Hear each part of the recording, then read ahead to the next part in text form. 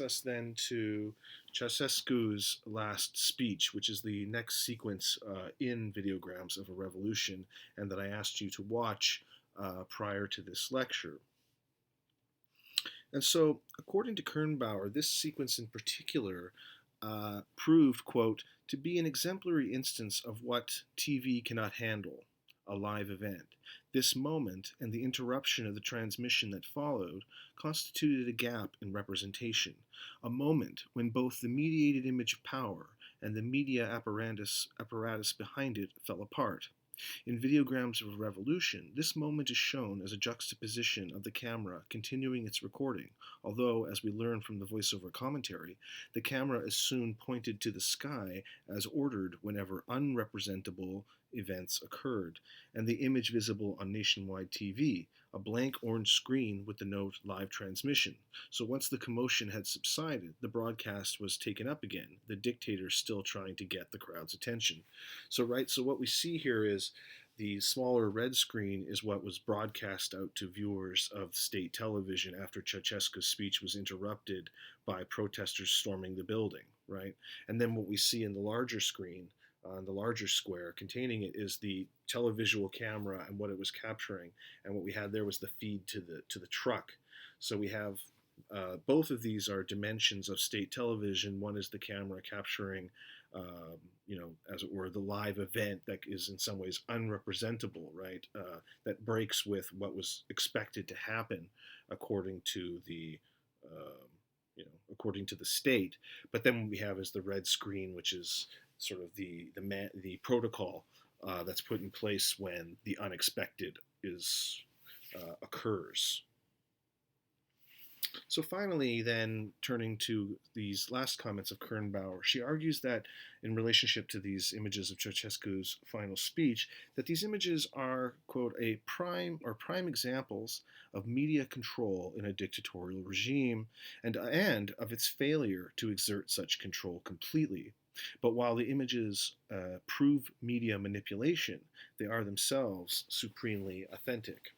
And she goes on, quote, disturbances and interruptions are thus key moments of authentication, our permanent paranoid condition of suspecting that more exists than what we see is the source of both our ability to question the medium and to continually reestablish our belief in its potential authenticity, right? So we're seeing here, in a sense, a way that when the sort of structures and systems and ways of representing an event sort of break down, this is actually, according to Kernbauer and the way she's reading Heron Faroki and Ujika's deployment of this scene, is actually, it's revealing to us and appealing to something that is in fact a way of approaching something authentic, right?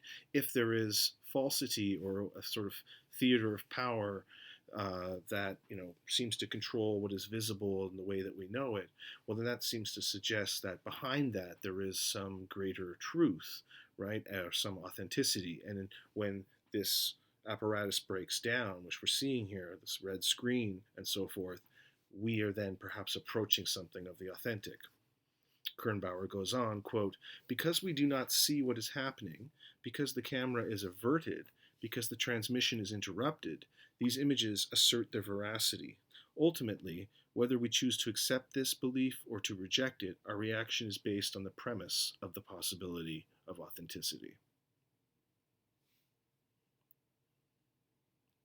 So this takes me to this question of these ubiquitous cameras during a chaotic popular event, popular struggle, takes me to some recent footage captured in the United States on January 6th.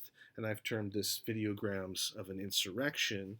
And of course, I am referring to the storming of the Capitol building in Washington, D.C. on January 6th.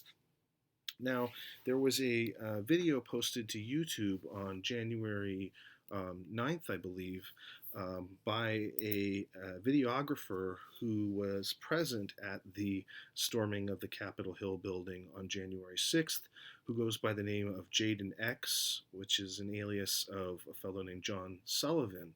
And he posted his video, as I said, on or around January 9th.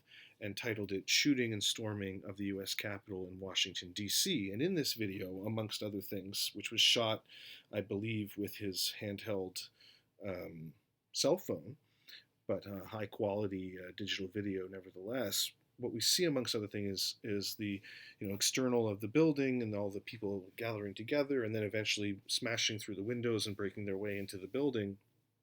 And as people and more and more people are streaming into the building, we had such quotes as I think someone says this to or nearby Jaden X, who was filming in effectively an unbroken 45-minute long take, moving through the building. Someone said, quote, "This is surreal. This is real life, though. It seems like a movie. This is real life. This is a revolution."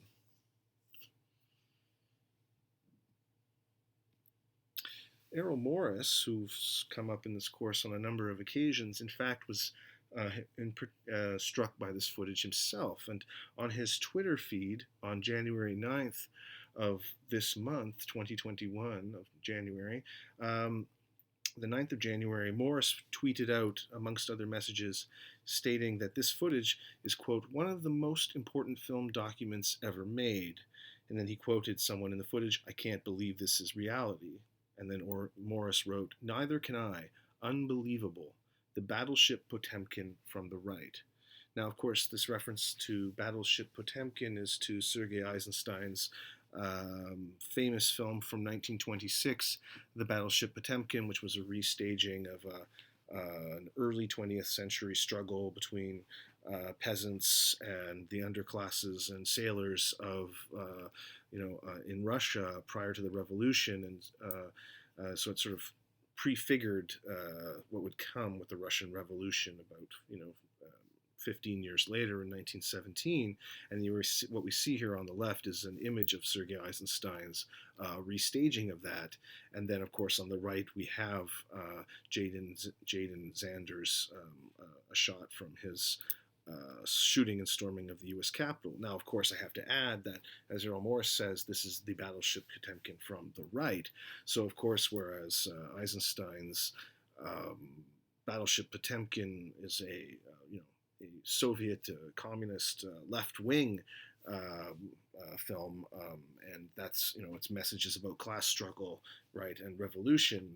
The Battleship Potemkin from the right that we're seeing with this storming of the U.S. Capitol building was, of course, a right-wing, sort of right-wing coalition of people who wanted to prevent, of course, the the counting of the votes from the American election from taking place, because they were, at least a number of them were, of course, Trump supporters who were egged on by Donald Trump at a previous rally, who told his supporters to march to the Capitol building.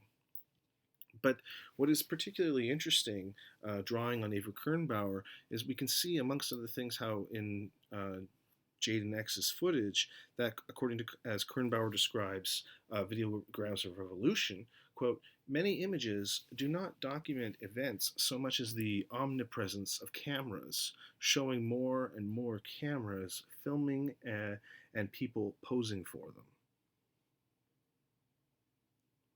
So the storming of the Capitol Hill footage is nominally non-fiction, but we can also see it as a kind of and as a kind of document. But we can also see it as in itself its own kind of participation in the activity of storming the Capitol building, right? And one thing, perhaps a small thing, perhaps an obvious thing, is that the cameraman himself, if you are drawn to watch the footage, and I should warn you that there is some very disturbing content in that footage, is that the cameraman himself seems to adopt at least two positions, which may be construed as contradictory insofar as this is considered to be a documentary. On the one hand, he claims to the police in his video, his 45-minute video, that he is merely documenting what is transpiring in front of his camera.